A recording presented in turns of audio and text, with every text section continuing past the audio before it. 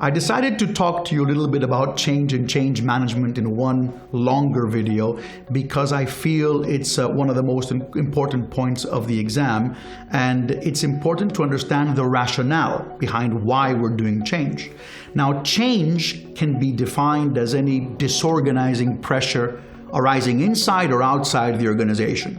Now, if you remember from the flow chart, inside is what happens inside our company, and outside is what happens outside. Politics, economics, social, competition, all these various areas that affect the company.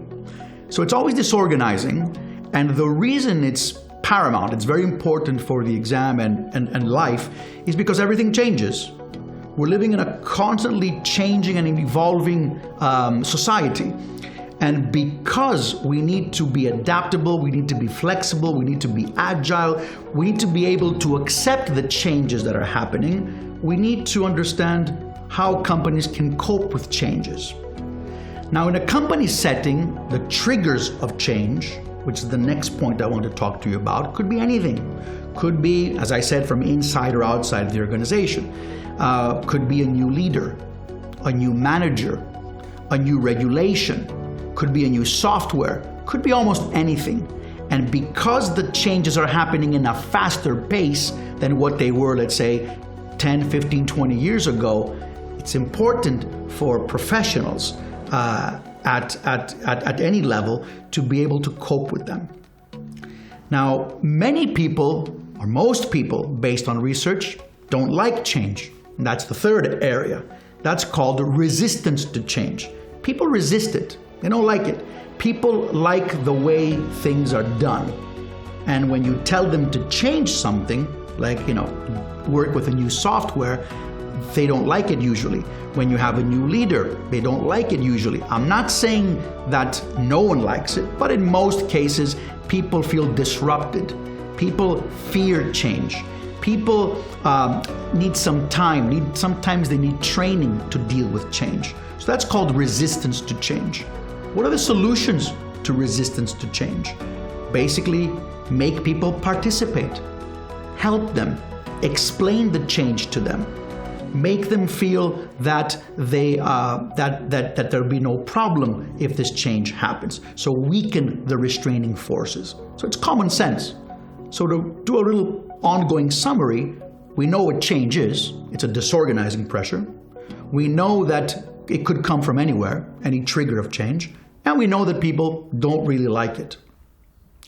Now, the next point concerning change is the fact that we have to understand how to manage it. And here, the syllabus for SBL has a number of theories that could be useful when you answer any requirement from the case. And the first, and I would say important theory that is quite simple and I think I would use, would be to understand the unfreeze, change, and refreeze theory, which is by Kurt Lewin. What this theory suggests is that change cannot happen like that. It can't happen, in 1 second. You can't just announce something usually. People don't like that. You need to phase it in. So, for example, a company needs to work with a new software like SAP, which is a very big, powerful software that many multinational firms use. You can't just go one day and say, hey guys, from tomorrow morning we're using SAP. It doesn't happen that way. You need to make sure you kind of melt the way things are done. That's called the unfreezing phase. So during the unfreezing phase, companies would probably send an email, probably have some banners, talk to people, maybe have some short awareness sessions on what's going to happen, make some previous announcements, have a timeline, try to explain that we need to change, that SAP is going to help us, blah, blah, blah. There's a lot of things happening in phase one. Phase one could be anything. The timeline could be like 2 months, 3 months, 6 months. It all depends on the company. Then you move and use SAP. That's step 2 of the theory. So you change and you use it after the 6 months or however, how much time this took us. And that's when you need to make sure it's fine-tuned. You try to support people on the change. You help them. You gather the feedback. And then the third phase is when you freeze the situation again and you institutionalize the change. So now you say the company works with SAP. So there's 3 phases. Any type of change could be done in 3 phases according to this theory. So maybe if you have a question relating to, what would be the best way to manage the change, you could say that it should be done in phases because that would probably help people understand it better. It would help the organization align itself gradually. It would make sure it deals with resistance, and phasing it in would probably give it a degree of success.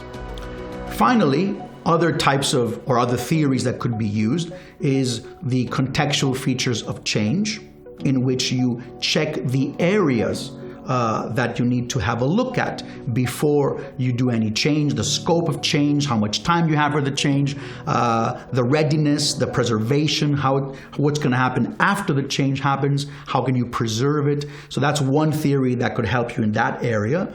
Puppet is another one, which has to do with people, the operations, the IT. You can also assess areas concerning from the Puppet model, and anything else that you can use, because it's a practical exam, and any theory concerning change would probably give you some good points if you use it in your mind to answer any requirement for the case.